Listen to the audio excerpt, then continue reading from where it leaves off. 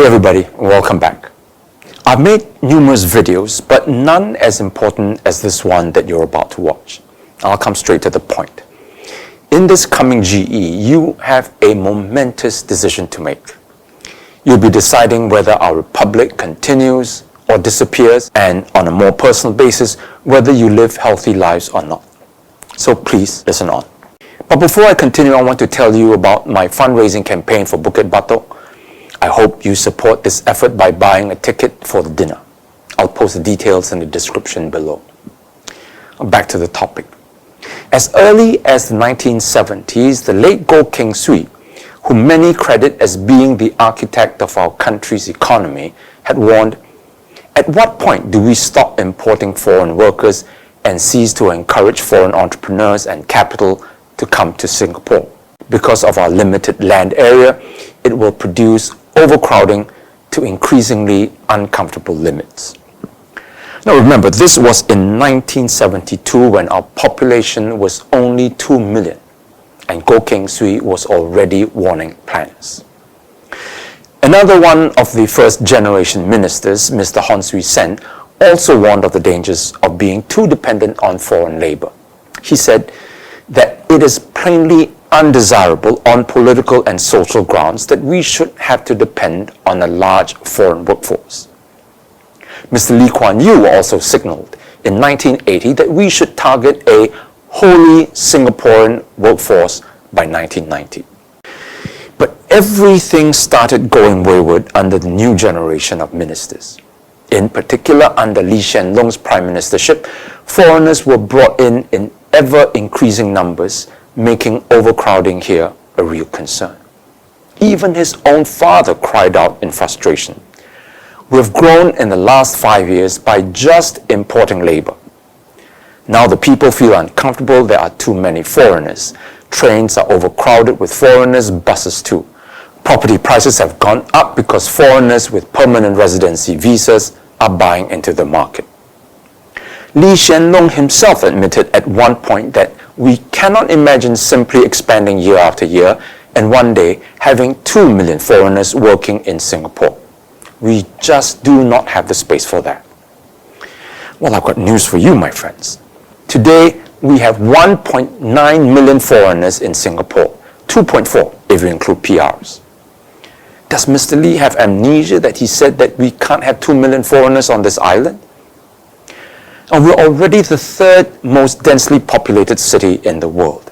And according to the survey, we have the 6th highest proportion of immigrants in the world after UAE, Qatar, Kuwait, Bahrain, and Oman, all of which are oil-producing countries. But Madam Ho Ching now says that we can comfortably house 8 to 10 million people. With local birth rates sinking precipitously, you can imagine that a population of such size could soon comprise a majority of foreigners. A PAP is celebrating SG60 this year and is looking to capitalize on the record of the founding ministers. I want to remind this young set of ministers that they have wholly betrayed the vision of their predecessors who truly cared about what it meant to be Singaporean. These younger ministers are taking this country down, in the words of Hon Swee Sen, a very politically and socially dangerous path. With the Singaporean core, the Singaporean identity disintegrating, what binds us together as a people? And this cannot go on unchecked. We must change course. Now there is another grave consequence of the PAP's immigration policy. It's called cost of living. When we get a large increase in the population, the demand for basic services and commodities all go up. The law of supply and demand dictates that the cost of these services and goods can only go in one direction. From housing to food to healthcare, the cost of everything rises when you have an explosion of the population. And this escalating cost of living depresses our total fertility rate. In survey after survey, younger couples say that the high costs are the biggest deterrent for them wanting to have children. Apart from driving up the cost of living, there is another, an even more pernicious effect of the PAP's immigration policy. Now, studies have demonstrated that as population density increases, social behavior degenerates. In overcrowded conditions, antisocial behavior, acts of aggression and violence, loss of fertility, and mental disease become prevalent. Let's take a look at the last one, mental health. Almost 9 in 10 Singaporeans report feeling stressed. This number is higher than the global average. Only 1 in 10 feel in command of their lives and energy. Of these, 16% said they felt that the stress was not manageable. The matter is so serious that in another study, it was found that almost half of Singaporeans consider mental health the biggest health threat facing the country, bigger than diseases like cancer and diabetes. Now think about that for a while, my friends. Straits Times reported that 1 in 3 Singaporean youth experience very poor mental health.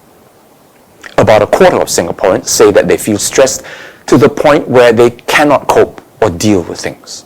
Almost half report feeling depressed to the point that they feel sad and hopeless almost every day for weeks at a time. Almost 40% say that they have to take time off from work due to stress, with 15% doing this on multiple occasions. 1 in 10 Singaporeans have seriously considered suicide or self-hurt on multiple occasions in the past year.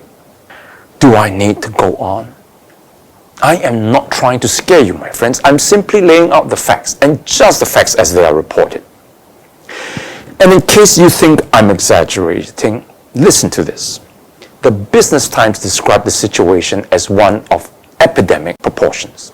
It said, it's not an issue we can afford to ignore any longer. This is a wake-up call, not just for businesses, but for society as a whole. So what is the cause of this crisis? In the survey, 60% of respondents indicated cost of living as a reason they were feeling stressed. Another study confirmed this. Singaporeans' main reason for stress is the cost of living crisis. And if you want to be coldly pragmatic and see the situation purely from an economic dollars and cents standpoint, you might be interested to know that a Duke NUS IMH study calculated that we could be losing close to $16 billion a year, or around 2.9% of GDP, because of mental health issues. Now, do you see the problem, my friends? The PAP imports foreigners by the millions. This rapid influx adds to inflation and causes the cost of living to rise. The PAP worsens the situation by increasing the GST to 9%, as well as raising prices on a whole host of basic commodities like water, electricity, public transport, housing, healthcare, and so on. The high cost of living deters Singaporeans from wanting to have children and at the same time exacerbates the mental health crisis. The PAP then says that the dropping of the TFR requires it to bring in more foreigners. And the crazy cycle repeats itself. Am I the only one that sees the futility, the madness in this approach? Can you understand now why I say this election is so crucial? Every 4 or 5 years that we allow this pattern to continue, we are harming ourselves, we are harming our children, and we are harming our society. For our own sakes, we must change course. The PAP will continue to buy your hearts by giving out cash, rebates, and vouchers. In the coming budget, PM Lawrence Wong will pull out all the stops and dole out goodies to soften the ground for the GE. But make no mistake, no matter how much he gives out, remember this one reality. The PAP is going to bring in yet more foreigners, especially foreign PMETs, increase our cost of living, increase competition for our jobs, fuel our stress, and add to our mental health crisis, and lower our birth rate. You must ask yourself this one all-important question. Is it worth it? Is it worth it to, because of the rebates and CDC vouchers, vote for the PAP at the next GE and then subject ourselves and our societies to such dangers? By all means, take the money, the vouchers, They're yours anyway. It didn't come from Lawrence Wong's pocket. Let's be clear about that. Take back your own money and then tell the PAP that your good sense, your intelligence, your loyalty to Singapore is not for sale. I give you the numbers and details and connect the dots for you so that you can see the big picture and the dangers and pitfalls that lay ahead. All in the hope that we can be intelligent and informed voters and not keep falling for the PAP's pork barrel politics, the kind of politics that dumps our society down and puts our country in jeopardy. Make sure you send a clear, no-nonsense message to the PAP that our country cannot afford to continue with this insanity of raising our cost of living and making our lives so stressful. And the best way, the only way that you can do this is to send the SDP back into Parliament.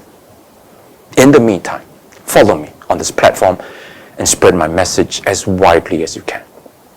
Also, as I said at the outset, please donate to my effort to win the Bukit Batok seat. Buy a ticket for the fundraising dinner. Go to orangeandteal.sg and follow the steps there and help me to get into Parliament. I hope to see you at Orange and Teal. My warmest regards to you and your loved ones. Until the next time when we chat again, have a good one, everybody.